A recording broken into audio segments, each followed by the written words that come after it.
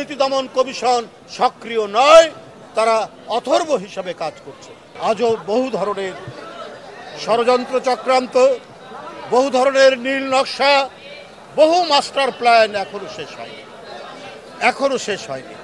আমার কথা হচ্ছে যে আজকে যারা 28 লক্ষ কোটি টাকা পাচার করলো, যারা নিজেদের দুঃশাসন টিকিয়ে রাখার জন্য আহনাফ, ওয়াসিম আকরাম, আবু সাইদ, মুগ্ধ, যে তার নিজে গুলিবিদ্ধ হয়ে তার বন্ধুদেরকে বলছে পানি লাগবে পানি, এই যে আত্মত্যাগের এক মহান নমুনা, মহান নিদর্শন, তার মধ্যে দিয়েই গণতন্ত্র ফেরানোর পথে আমরা অগ্রসর হয়েছি বন্ধুরা। সুতরাং তাদের রক্ত যেন বৃথা না যায়, তাদের রক্ত কখনোই বৃথা যেতে দেওয়া হবে না।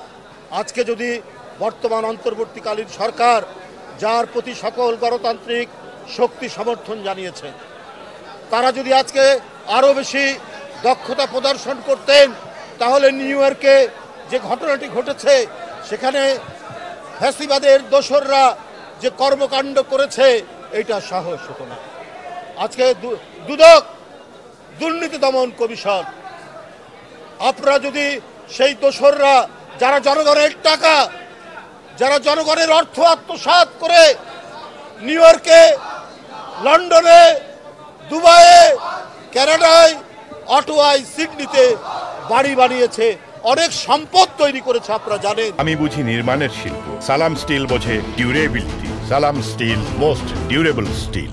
খবরের কাগজে উঠছে প্রধানমন্ত্রীর ভাগ্নি, প্রধানমন্ত্রীর আত্মীয় স্বজন থেকে আওয়ামী লীগের মন্ত্রী এমপিরা, কারো 602টা সম্পদ পাওয়া গেছে, কারো ফ্ল্যাট পাওয়া যাচ্ছে, অজস্র টাকা পাওয়া যাচ্ছে।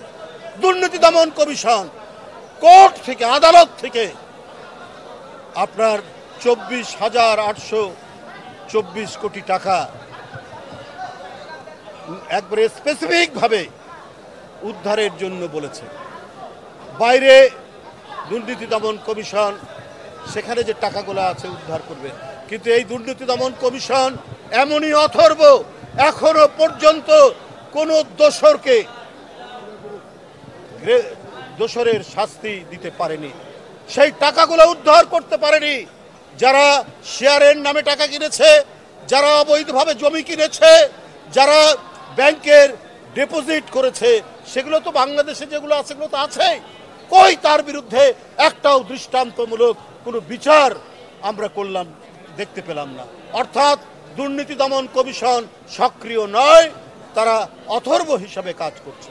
বন্ধুরা আমার, এই পরিস্থিতি তো জনগণ দেখতে চায়নি, এই অবস্থা তো দেখতে চায় না।